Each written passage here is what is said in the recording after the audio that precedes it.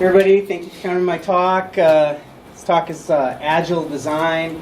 I'm Kelly Albrecht. I work at Last Call Media producing websites and apps, and we have a design team, so we have to figure out how design and development works together all the time, and we're continuously trying to improve on that, and a lot of this talk comes from trying to figure that out. So if you go to lastcallmedia.com and you find anything that I've written on there, you can click over to my profile. If you do Twitter, I'm KS Albrecht, ALBRECHT on Twitter. So, all right. So we're going to do this talk. It's going to be in 3 parts. I don't know if it's going to feel like it's in 3 parts. I was reviewing it over, felt a little bouncy aroundy, but done it before, it works out. So we're going to talk about, since the talk is Agile Design, we're going to talk a little bit about agility. We're going to identify a dilemma between Agile and design concepts. And then we're going to talk about how to bring some of our understanding of agility and the dilemma, how to bring that to design to make our design more agile. Can I get a show of hands for the people that came for the agility part of this talk? Good number. Hands for the people that came for the design part of the talk. A little bit less, but a good number. This one thing I will say about this talk that I know I've given it a few times, and from some of the feedback, is I would say that this is a more of a strategy talk as opposed to a recipe talk. So if you've come looking for, like, how do I do this? What are the steps? I'm not really going to get to that. I'm going to try to rush through the talk to leave some room for that at the end, if anybody wants to talk about stuff, and for anything that breaks out in the middle. And I will do the best I can to control that so that we don't run out of time. We might run out of time. Okay. So Agile is in a little bit of a problem, having a little bit of a problem out there in the world of those who decide to try to use it. In a recent survey, these findings up here on the screen are a good example, where things like over half of CIOs regard Agile development as discredited. They're no longer prepared to defend it, and they think of it as an IT fad. So Agile is getting a bad rap, and really what this tells me is that over half of CIOs don't understand what agility is, and whoever they're having implement it are implementing it poorly or incorrectly. So I think it's important that since it is all too common for a team to jump into their tool set without understanding agility and get bad results, I think it would be good for us to together to get all on the same page on what agility is. As a kid, my first recollection of coming up against agility was very much in the form of a superhero card such as this one. You can see up here there's strength, speed, agility, stamina, durability, intelligence. And I could tell that if a superhero had more strength than another superhero, they would beat that superhero at an arm wrestling match. If they had more speed, they would outrun a superhero with less speed. But I don't know what this agility thing is, right? If you ever play any arcade games and you have to pick a character in a video game, it's one of the stats they show, like, well, this character has more agility and this character has less. I don't know what that is. You know, more is better. So how do people feel about their understanding of agility? Pretty good? All right, well, we're going to run through what I think anyway. So awareness enables agility. So if you think about your superheroes and you think about them trying to save the day, and they've got an idea of how they're going to do that, and then suddenly, out of nowhere, comes an enemy that is trying to get in the way of them saving the day. And they somehow become aware in some superhuman way of this surprise attacker. They change their plan, they defeat that attacker, and then they get back to saving the day. That's an example of their agility, and it's enabled by their awareness. Does anybody have an idea of, for the previous slide, of what superhuman power would make it so that Spider-Man is so incredibly agile? Spidey sense, obviously, right? So Spider-Man has some Spidey sense that increases Spider-Man's awareness, and that allows Spider-Man to react quickly. That's not enough, just to be really aware and to just react really quickly. You could fall into the challenge that the Punisher has, where they do react really quickly, but the Punisher does a lot of bad things. Is anybody familiar with superheroes, comic books, and whatnot? So the Punisher is kind of this anti-hero, maybe. Sometimes does good things, sometimes does bad things. You're not really sure. They just do things very aggressively in super ways. That would be more like hair trigger action. Okay? Not exactly agile, but very aware, very reactive. If you touch your hand to a stove and you pull it off very quickly, that's not exactly agile. Agility is a little bit more than that. So on the other end of the hair trigger action, you have deliberation, like thinking, right? You might be really aware of a lot of things, like maybe when you're in college and you have to pick your major, and you're aware of so many different directions you could go, and you just think about it, and you think about it, and you think about it. Some of us in the audience, this is how we chose our majors. It gets to junior year, and it's like, all right, add up your credits. Which one's close enough to a degree, right? So that's not super agile either. That's on the other end of the hair trigger action. That's the deliberation. So these are the two mechanisms of response, right? And it's somewhere between these two that we find our agility. So your agility is measured by the speed and the effectiveness of your response. So it needs to be quick, but it needs to be effective. So that involves deliberation, but you can't deliberate forever. You have to make a decision, and you have to act. So when you're Spider-Man and your Spidey senses tingle, you can't just backflip off a cliff. You need to decide, how am I going to handle this situation correctly to stay on my path to my overall goal. So let's try this on a familiar topic. How many people have used Scrum or tried Scrum or have a sense of Scrum in some way? So if agility is measured by the speed and effectiveness of our response, how is Scrum agile? Okay, well, so for Scrum to be agile, it needs to bring an awareness to us so that we can learn about things, so that we can think about what to do next, and it needs to allow us to respond and change direction if we need to, if that's what the right thing is to do. So for a thing to be agile, it needs to enable our agility, our ability to act in an agile manner.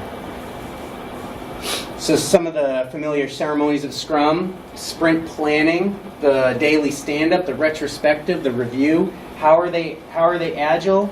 Well, for one, these are all centered around bringing awareness to us as team members in a project, bringing awareness to us on how the project is going, and how and giving us an opportunity to think about how it might need to change direction. Scrum has values. I give this as a talk in and of itself, so we're not going to go too far into this. But values, the Scrum values, and understanding of the Scrum values gives us a self-awareness and an awareness into the heads, into it gives us an empathy into what other people on our team might be going through. It's an understanding of these values helps us understand how to interact with each other as a team to bring awareness to ourselves as team members on how the team is going. This is my favorite part of Scrum.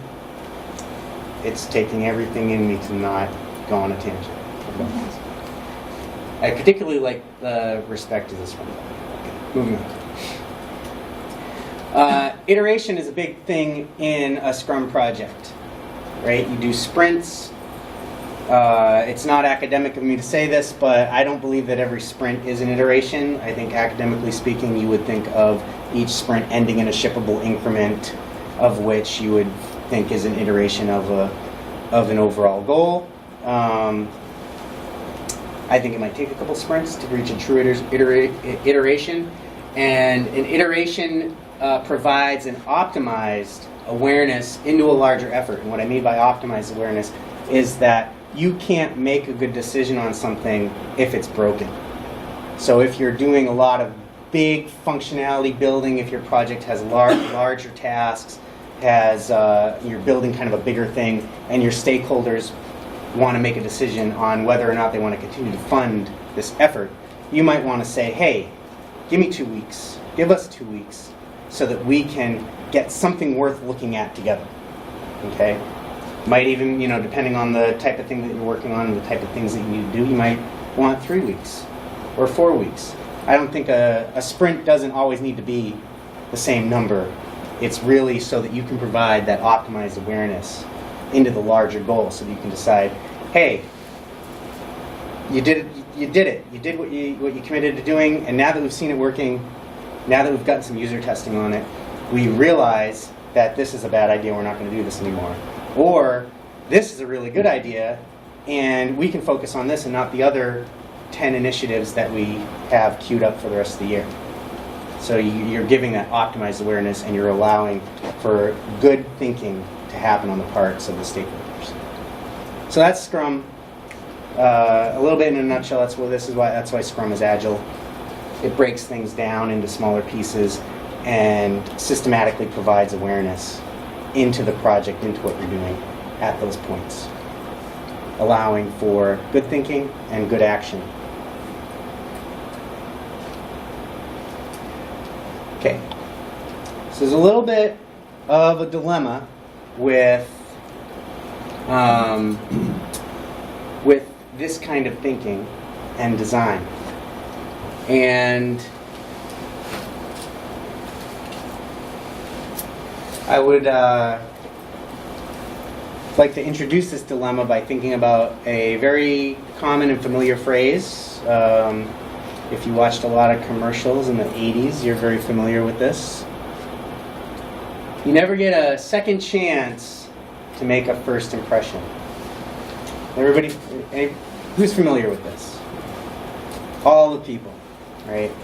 This is a very instinctive concept to us. This advertisement for Head and Shoulders was very popular because it strikes at something that we seemingly understand instinctively, the pressure of getting it right and the risk of getting it wrong, approaching a critical moment, the stress of having some critical moment before us, right? So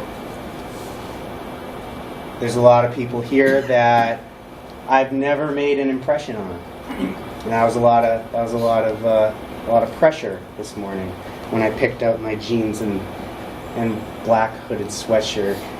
That I wanted to make the impression that we're at a camp and this is not super professional, and that I'm down to earth and we can just talk about things, but I also don't want to, I put a belt on because I wanted to make sure that things weren't sagging, that kind of thing. Lots of pressure, lots of planning goes into that to get it right.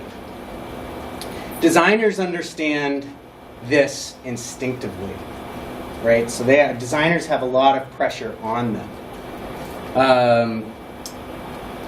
You might not be able to read it down at the bottom, but there are many of these studies online that find similar things, such as a design of a particular product can predict appeal or rejection, right? So if something is poorly designed, if I came up here and my pants are falling down, and if I came up here and I didn't have both shoes on, all right, you might wonder about the things that I'm saying.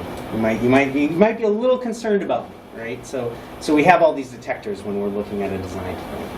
And then further, if the content is personalized, if it feels like an effort has been made to communicate with us specifically, we will feel more trusting of that information. So if you felt like I had tailored this a little bit to you. So an example of that was when I asked who came for the Agile parts of this talk, who came for the design parts, you might think, hey, he's wondering about me.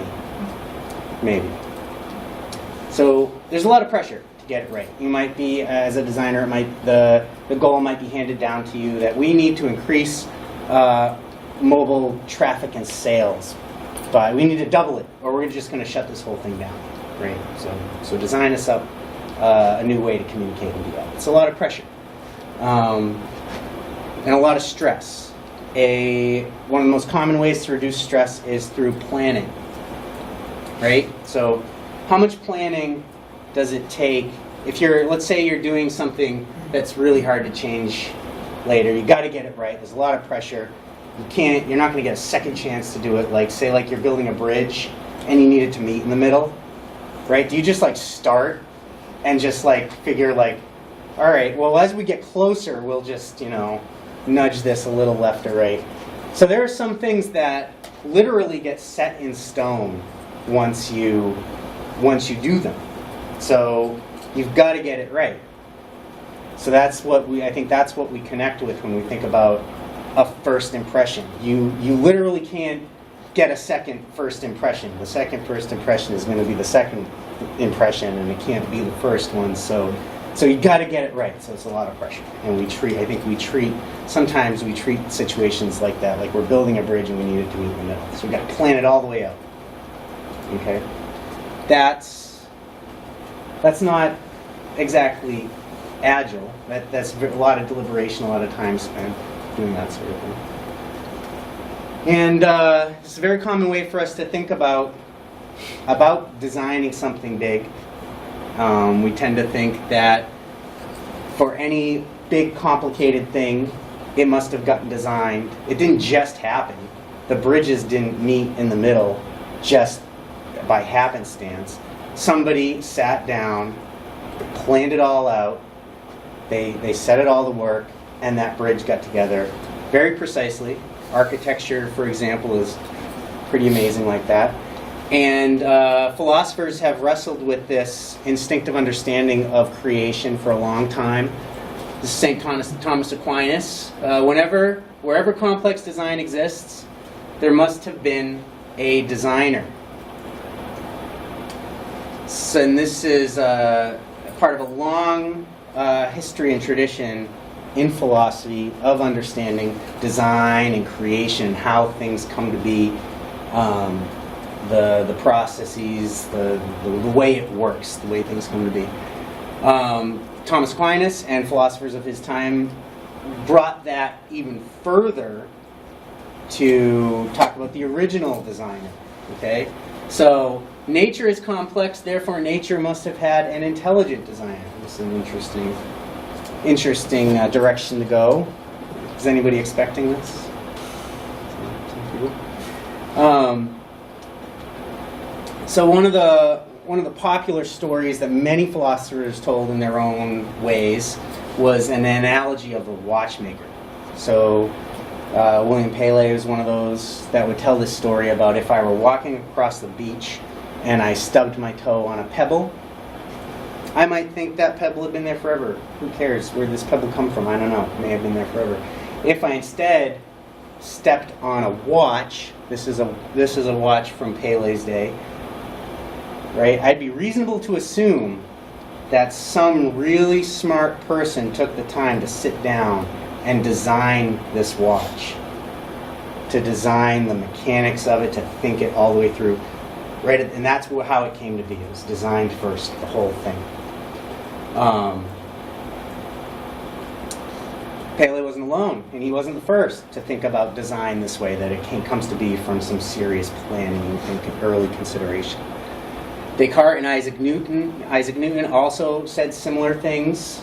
You can look up the quotes about how the They believe the planets moved as if they were wound up by the springs of a watch made by a superior watchmaker, designed the whole thing from the start. This is a watch from Isaac Newton and Descartes' time. And then there's a whole history of timepieces. That's very fascinating and interesting, very complex thing that you're trying to do. What time of day is it? Something that we take for granted. We've got our own version of the watch. And it's interesting to think about who designed this. Did the Apple watches that we wear on our wrist have to be, did the design for them have to be all planned out first before any watch was ever created? As people thought about this, started to think that actually that's not exactly how things come to be. So you have a goal or concept or something that you're trying to solve. You're trying to think of like designing to solve a problem, and you get different approaches that essentially iterate on the one before it to get to what we have today. So it works a little bit different. There's an evolution. And actually, Charles Darwin was around at the same time as William Paley, and Paley to him had it all right. Darwin completely agreed with Paley until he started studying how things come to be. And he's quoted as saying that, well, Paley had what I believed had it all right at first, but as I've discovered how things evolve, how things change, I can't hold on to that theory anymore, that there is one big designer all at the beginning doing all the planning up front. Things happen more iteratively, there's more of an evolution, there's more of a adapting and responding to change over time. So that's a little bit of the history of some of our understanding of design and how up to current years there's become more of an understanding of how things are more adaptable, things are more responsive, things evolve. So, to move a little bit faster, bring things back to the future where we're trying to move at a faster pace than evolving over millions of years. We're trying to take this understanding of agility and responding and adapting to change and speeding it up and making it applicable to our daily lives. So let's see about how this thinking applies to design.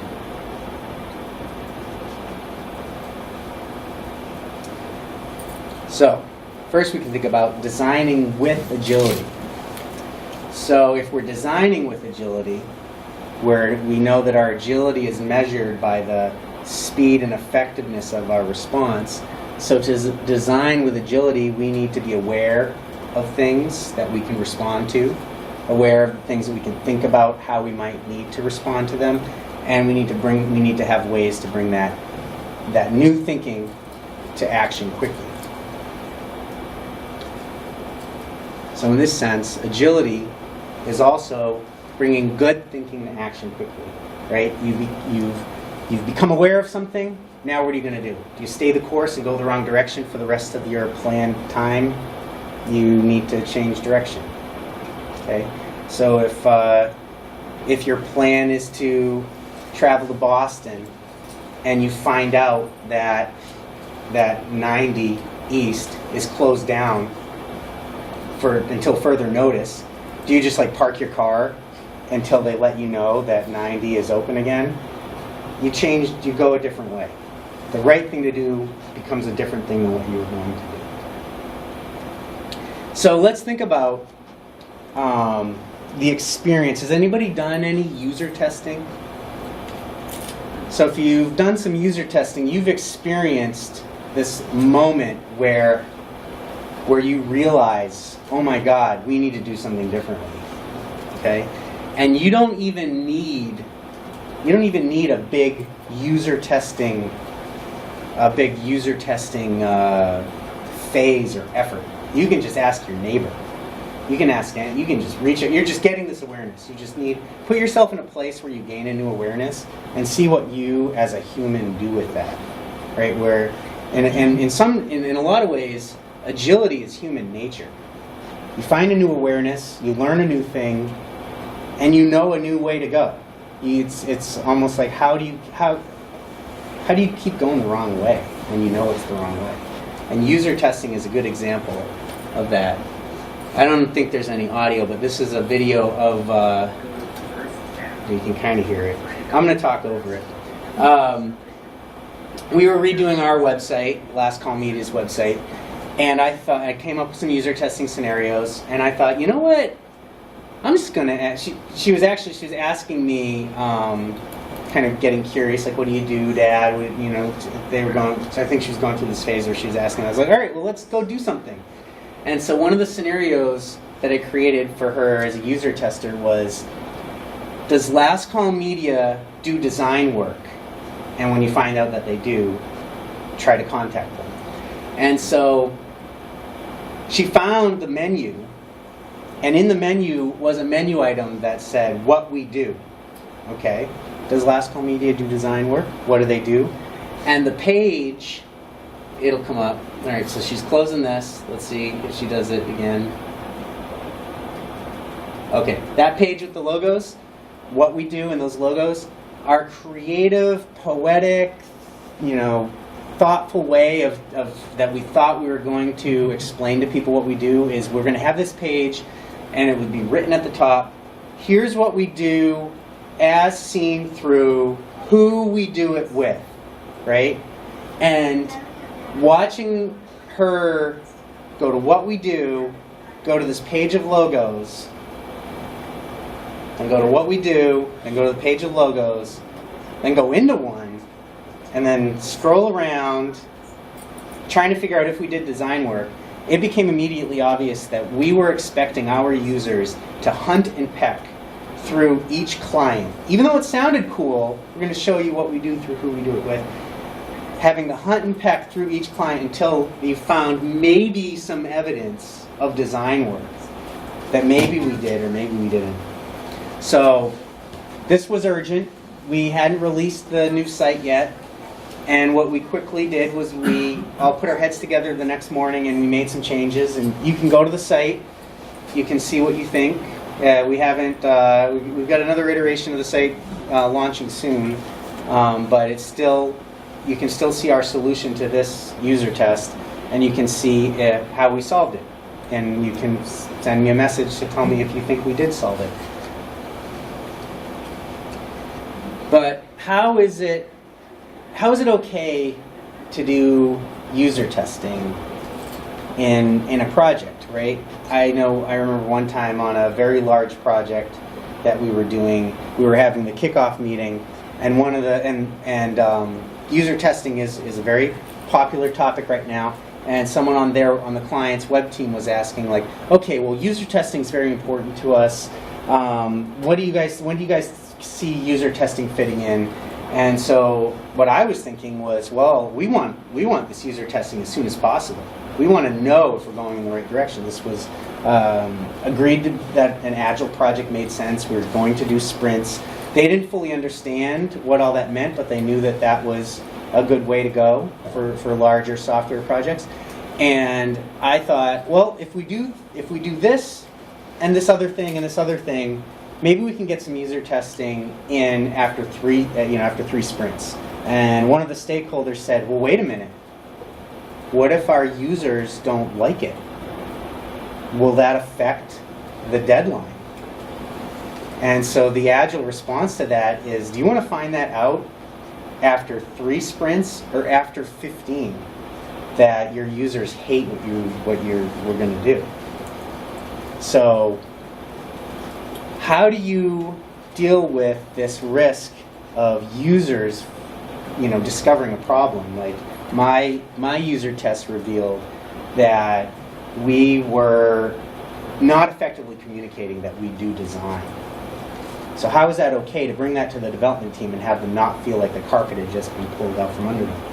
And it works if you make it easy to change later.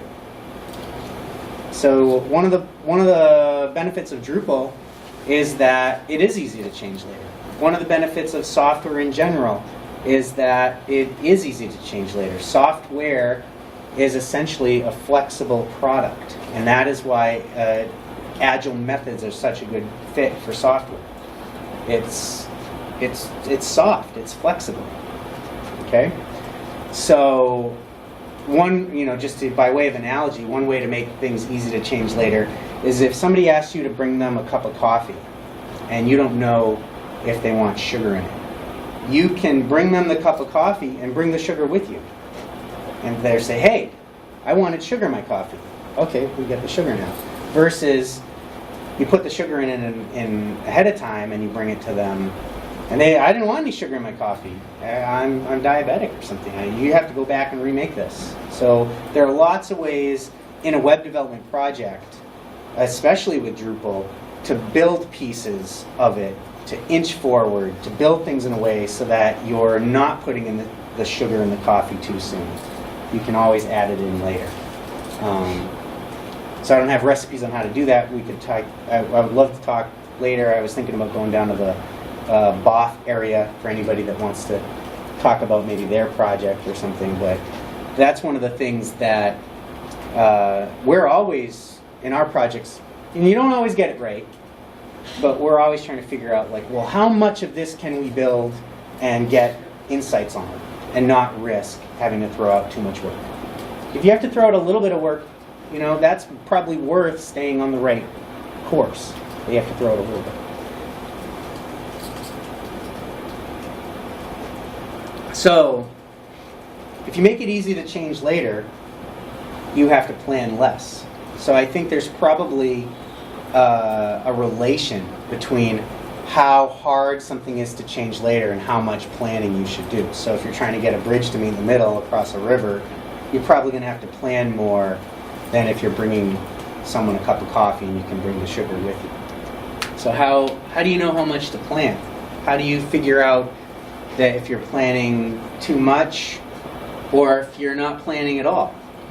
Right? So, what can happen if we don't plan at all?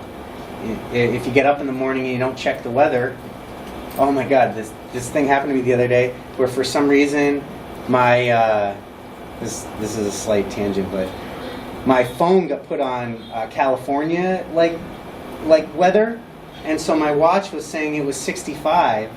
And I left the house. I went out in the garage, got in my car, drove away, got to where I'm going in a t-shirt, and I was like, it's not 60, it's like 38. So it's not that I didn't plan at all, but I didn't really think. I just trusted, so I troubleshot that down, and what is my phone doing on? And so that's a pro tip. If you have an Apple Watch and your phone is on California temperature, it puts that on your watch. But things can go wrong if you don't plan. The bridge might not meet in the middle. You gotta think about. You gotta take stock of what it is you're trying to do and how much you should plan. It's going to be different on everything. But if you're thinking about how easy is this going to change later, can I do this particular thing in a way that makes it easier to change later, you might be able to give yourself some affordances in relaxing a little bit on what might start to seem like over planning. So for doing agile projects, agile design projects, how can we reconcile this dilemma of you never get a second chance to make a first impression? How can we reconcile that so that our iterations can be maximally effective to the viewers of them, right? So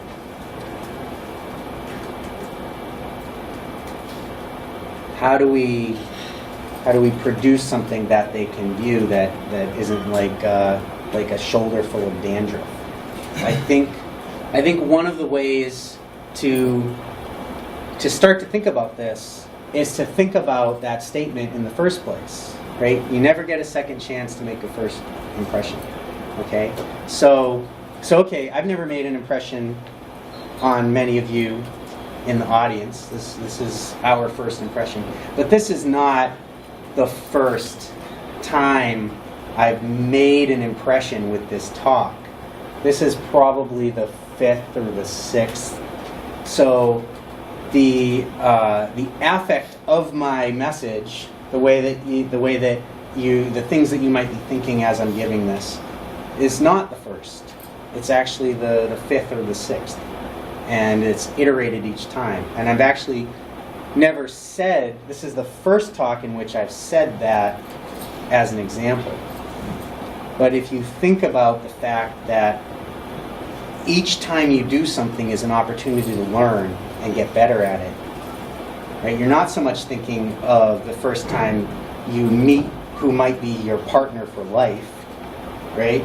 You're thinking about every time you meet people, everything you do, there are things to be aware of how that went.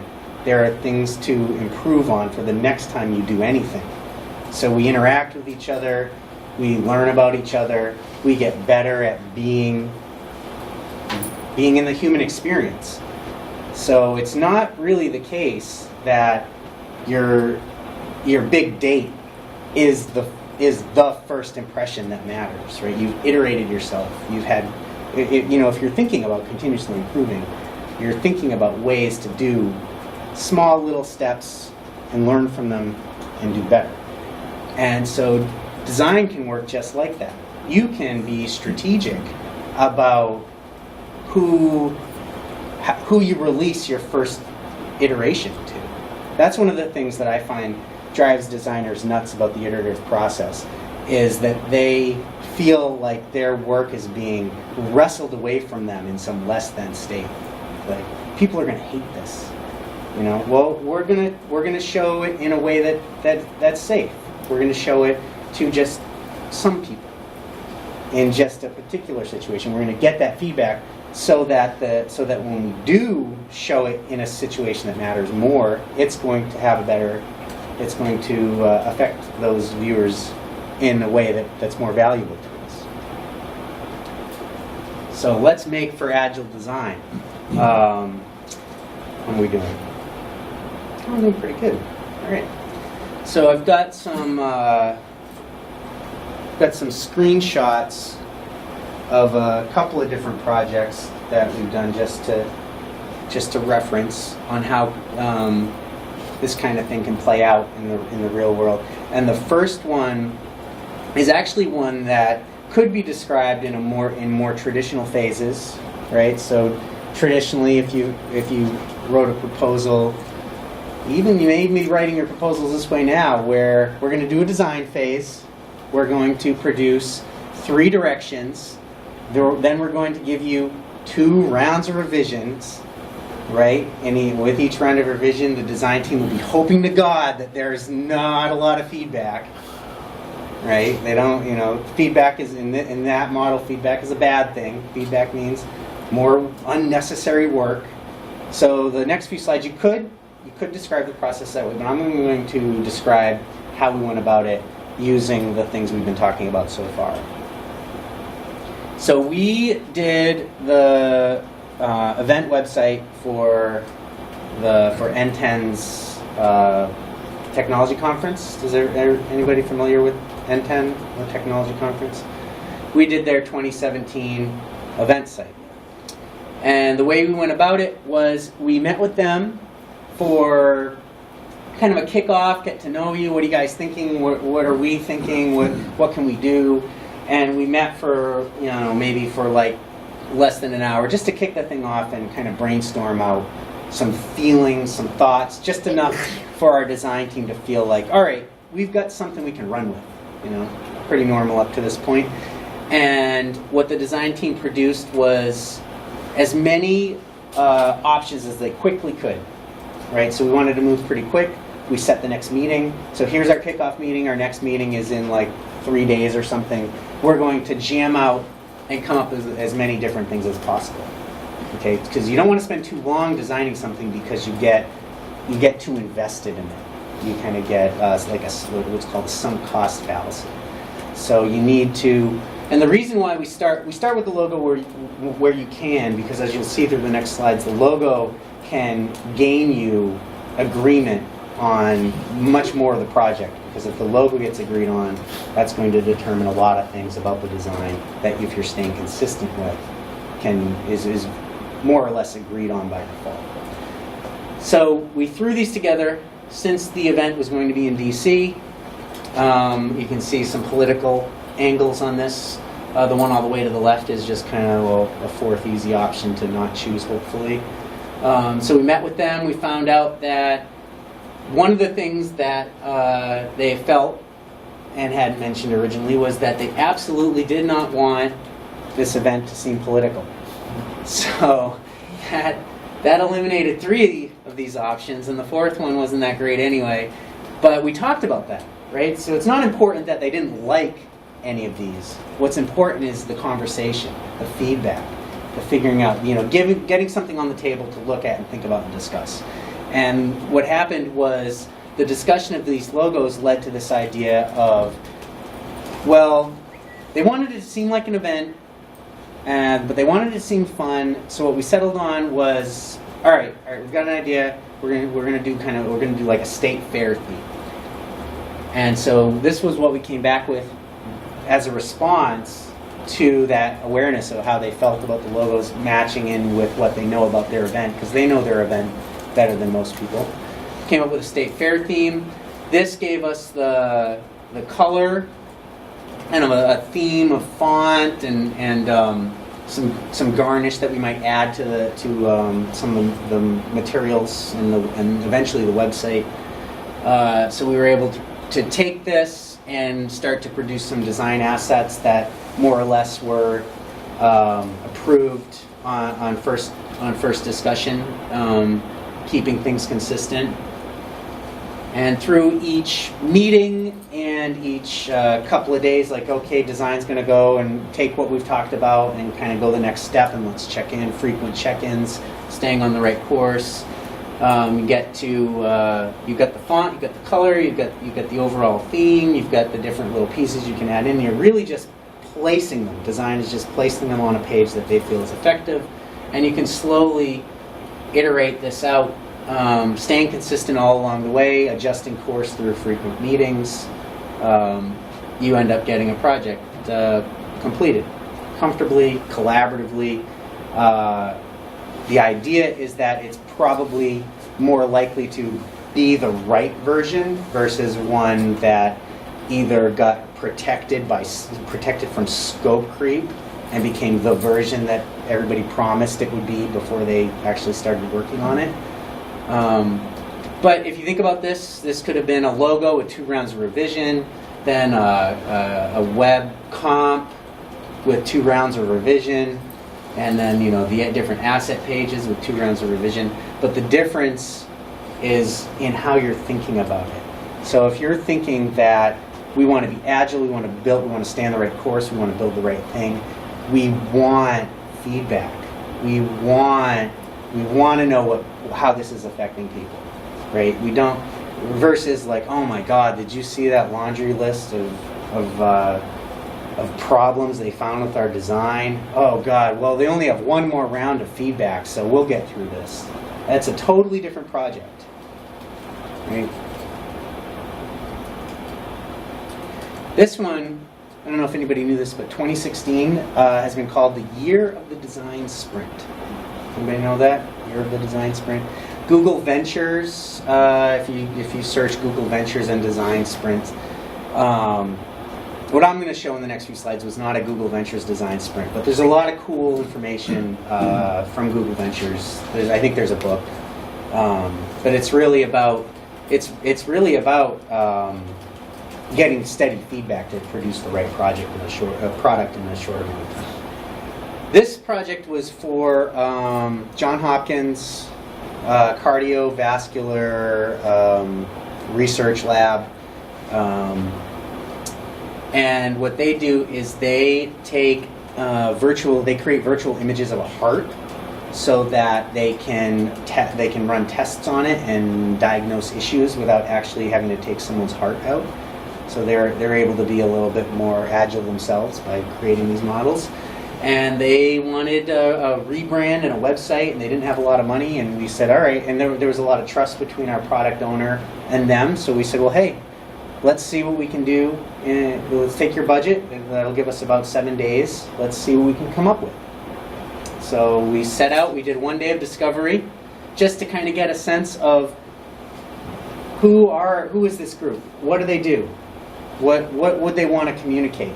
Just enough time to get a sense of a direction to try, because we're just going to try it and then check in. And so we met there, in their facility were a lot of pictures like this. And what these are close-ups of renderings of a virtual heart. And one thing that we learned from some of the people there was that they were very much into the visual appeal of their work. They felt like that really communicated the value of what it is that they do and the importance of it. So our first go was we produced 3 just directions of just, feeling and theme, and similar to the N10 website in the previous slides, just to kind of say, hey, these are some directions things could get laid out with different colors and whatnot. They felt like it looked like some textbooks, but they could have just, grabbed a textbook off a shelf and said, oh, this is what this one looks like my chemistry book from high school. So we took that feedback and a lot of other feedback, went and took that and ran with it. One of the things that we did was we took one of their real models and tried out an illustration, kind of merging some of their wall art in with some of their actual models, and produced this graphic, and we followed that up with getting some of their feedback, trying to make it look a little bit less like a textbook. And this was the next set of style tiles that we brought back for feedback to see how that was feeling. Was that an improvement or not? So this one is day 4. By day 4, this is where. So this is just sometimes projects go on and on and on, and design projects go on and on and on, and they don't have to. This moved very quickly. There are a lot of variables in the relationship that you don't have the privilege of having in every project. But if you can somehow create them in the project, you can move very quickly. So this is day 4. So for day 5, since day 4 felt like we'd moved pretty quickly and everybody was feeling comfortable, we decided to do a similar treatment to a logo. They weren't planning on getting a logo, but we thought, okay, things are working great. We seem to be getting it right. We seem to be moving on, progressing very quickly. Let's very quickly do a brain dump of 5 logos and meet about them tomorrow. These were the logos that we threw out there. They picked the one on the bottom left there, and so we went back and polished that one up a little bit. This was what came out. You've got, since they're very digital software producing virtual hearts, we've got kind of the pixelated squared off heart. These brackets are for computational cardiology, which is their group, but it's also brackets like there's some code going on here, and it's got the cross to communicate that this is kind of health related. We were very happy they chose this one. This was a very fortunate relationship to have on a project. One interesting thing to think about is if we had planned everything out ahead of time and knew the logo or somehow predicted that the logo was going to be included, and we had done the logo first, there probably would have been, to stay consistent with the logo, there probably would have been brackets all over the site and different things that were consistent. And who's to say if that would have been better or not, but that's just how so they got a free logo into their budget, but it's a little bit kind of came after the website. Who's to say which would have been more valuable? I wouldn't want to change how this came out. So when we get the logo in there on some of the designs that we did, we got the design there. And so this was this was the 7th day, and on the 7th day was when all of our work got packaged up and handed off to their developers. They had their own internal developers. We were only doing the design on this one. So we were able to design in a very responsive manner, bringing, hopefully, I feel like, good thinking to action quickly, and produce this rebrand and new website design in 7 days. Their developers took it over and built it and I think they built it in. No, it wasn't Wix. For some reason, Wix is popping into my head, but I can't remember what they built it in, but something like Wix or Weebly, and it came out great. So the next slide that I'm going to go to shows, like, let's say that this project was going to be larger and was going to be like a bigger job. Like everybody in here probably has a project that's much larger than just an initial bit of design and then development just does it. Okay, so if we're designing in an agile manner, we might iterate across a design with a client, and then once things get ready for development, they can go down, they can be handed off to the dev team. Meanwhile, we've gotten some feedback. We're always going to get feedback. We can always improve. We can always take whatever it is we learn and make something a little bit better. And so design can continue to do that as development builds. And this is what this is called dual track agile. And this is one option that you could look into to think about how would design and development work together. Another way for design and development to work together is if design is just considered to be a part of breaking down your epics and breaking down your stories, and a part of it in the sense of like, well, this is what we wanted to do, and here's what we kind of want it to look like. So a project that we're doing right now is very much that sense, where we were building a learning hub for the client. And so as we're trying to figure out what are all the things this learning hub needs to do, we can start to think about how does it need to work, and for each one of those things we can have functional, like envision mock-ups, and we can also include, well, if it's going to work kind of like this, it could also look kind of like this. And as the functionality, so what I'm describing is not dual track agile right now. So what I'm describing is more as defining and breaking down a story into smaller pieces. You can break it down in a way so that you can develop pieces of it that won't need to get thrown out later. As you align on the functionality, you can build the functionality, because then that functionality is going to just look a certain way as you figure out design. So you can bring the coffee without the sugar and then add the sugar in as you figure out how sweet you need something to be. So design can work with development in that way as well. So one of the things, so we were talking about planning too much or not enough, or how do you know how much to plan?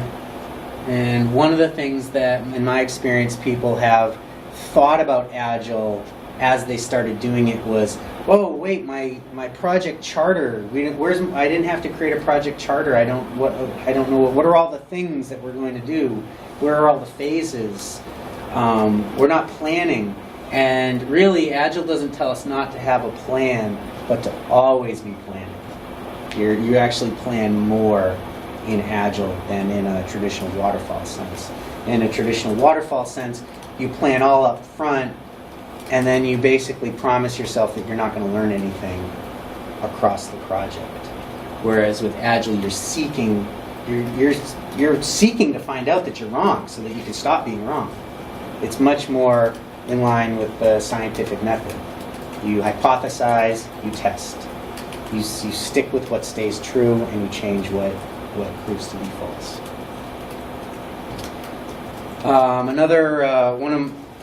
One of the most important concepts in Agile methods is the concept of the retrospective. Retrospectives are the heart of agility. The retrospective is where you surface things that aren't working, right?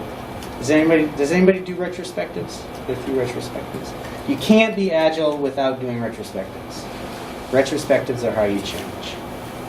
It's how you keep doing what's working and stop doing what isn't. So if you're the person that runs the retrospective, one of the hardest things to do is to not let your retrospectives fall into the easy kind of, there's no problems, water under the bridge, whatever. If you want to be an Agile team, you need to get good at surfacing the problems. And there's this thing that gets talked about in the Agile community that actually there's a way to think about it in a way that like red is good, right? Red is often thought of like an error light. Error, wrong, things are on fire, things are bad. We don't want red, we want all of our projects to be green. Green is good. What can we do to say this project's green? Whereas actually, in a lot of senses, if you bring a thinking of agility and a thinking of retrospectives and surfacing problems as being a good thing, this idea that red is good is something that you can bring to design and change that design project. Like, we want to know your feedback. We're going to do just a little bit and take a look at it. Let's have other people take a look at it. Let's get the right thing designed first. This project's not building a bridge. We don't need to plan it all up front. We want to learn. We value learning, so we want to surface those problems and learn from them and react to them. And do more together, better, faster. Thank you.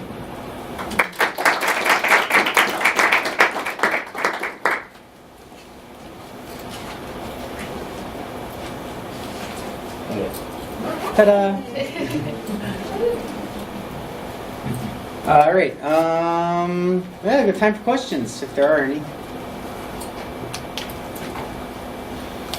Yes. You mentioned as far as like design and development working together, like that whole dual track, agile concept versus not doing that. Do you have like a preference between those approaches and kind of like projects? Well, so the question is, doing dual track agile or not doing dual track agile, do I have a preference? I feel like the project, it's really determined by project size. So you could imagine, I would think dual track agile would be more applicable to a very large project where you have the different efforts over a longer period of time, and you have a product with a longer life cycle, and you want to keep your continuously design. Your design team is that busy. So I think the average project for, say, like a web agency they're not all that big, and so you can't. It'd be hard to keep your design team, I think, busy enough so that they're constantly iterating. Like, we have some clients that have their own design team, and their own design team can stay that busy because they're iterating on what they want their product to be, and then we're their development team. So as they come up with what they want, that gets sent to us to add to our next sprint. Or actually, more of our projects are Kanban now, where we're working more on continuous flow and delivery and whatever. But yeah, I would say, I don't know which one my preference is, but I would say that I do more of the ones where design is part of breaking down each story into how it should work and what it should look like. So we don't do so much dual track agile, but I think that's more because of the project size. I think if we were working on our own product, then we probably would do dual track agile. I have a question. You didn't really mention content anywhere in this as related to the design and development process. How do you see that fitting in? And then, because it seems like separating design from content, that a lot of times the content is something that the design is either representing or the design is producing the content. Right. Yeah, I would put content at the very beginning of that. Like, Discovery phase. well, there is discovery, but I mean, there's a sense. So, I haven't gotten that question before, exactly like that. The question was like, how do you think about content in design and developing things, right? And then also, if you're like doing these sprints to gain intelligence, like you can't really test a product without content. Often that's like really tedious, heavy. So a question that I have gotten before that I'm thinking of from your question is, somebody asked, I'm a freelancer and I'm building my first website, and I'm learning new technologies, I'm learning about different JavaScript, I'm learning about different jQuery, and I'm trying to make it really good. How can I take what we've been talking about and get this done faster? And my first thought was, well, what version of it can you get up on, like, available right now? So it's like, I think my feeling is it's more important that they had their name and their email address on a blank white, just like you go to this and that's content. So I would think about content, like that's got to be at the beginning. That's part of your initial iterations of whatever you're even trying to say. The content starts getting produced. So yeah, you're right.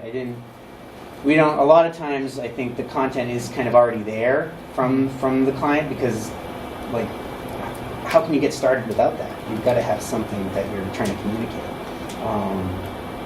So I would put it very much at the beginning. I think you could iterate on the content. You could do like Google Docs internally with the team, just getting it to be something that you want to then make look good. Yeah, and I think that's probably one of the most common things that development will say. Oh, this is great. We've got real content. And actually, that might not be exactly what you're asking, but if you build the functionality first, then you can get your clients adding content sooner. So that doubles as training, that doubles as QAing what the back end of Drupal is like, and then all of a sudden the site is full of their content. One of the times that's standing out in my head is, this is another talk that I don't give so much anymore because it's been a year since, but we relaunched the Rainforest Alliance on Drupal 8. And they had a lot of content. They had gone through an internal rebranding, and they had generated that content as part of that. And we built the way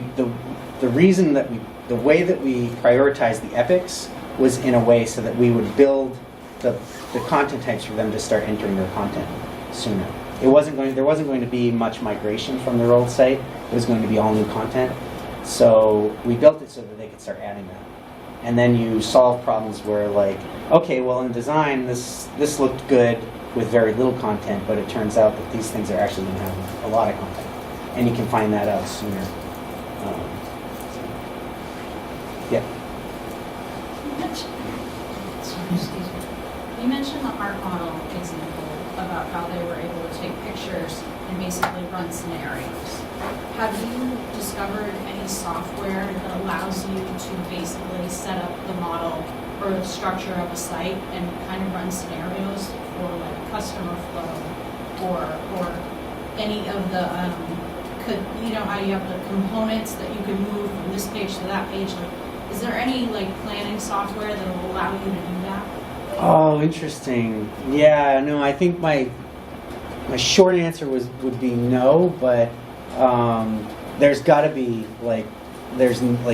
user experience, usability websites where you can kind of get a sense of that. I've had a need for it, and I've gone looking, and the only thing I've found even close is like architectural software. Okay. I don't know how to use it. Running scenarios like to put your website into, or to just get a sense of like a website that looks this way, performs this way. An understanding of like what components should be on what page to just for customer flow and things like that. There's directing them to places you need them. Well, yeah, I don't know about a thing that does that, but I do know that there's a tremendous amount of information about those situations. Like, I know that we were trying to decide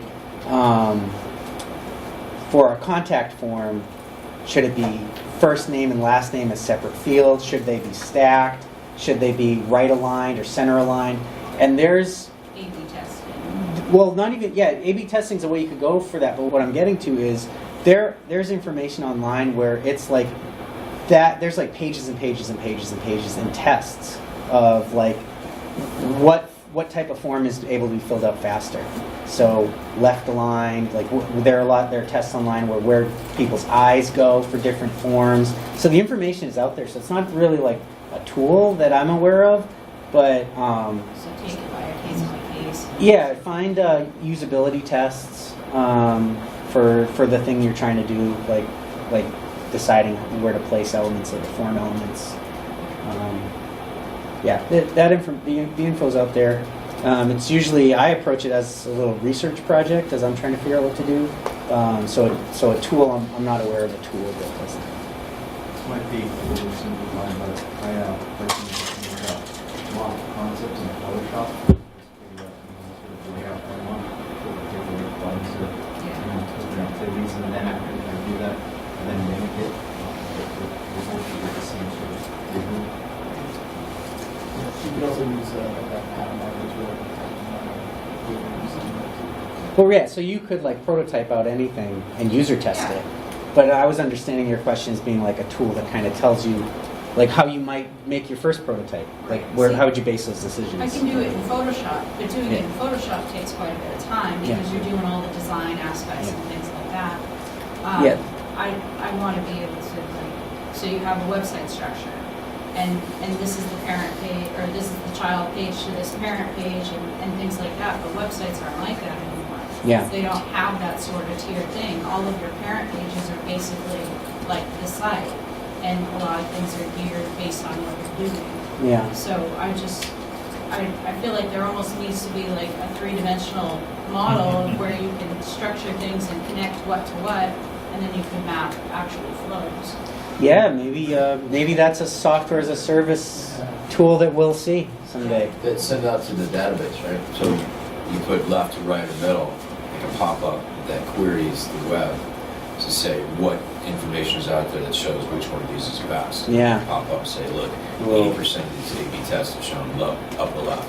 Okay, upper left. Yeah. And sort of up through that, a way to query. That'd be really cool. I'm not aware of Yeah. it, but it's very, very much in line with some artificial intelligence. We'll have it by then. Yeah. Thanks, everybody. Thank you.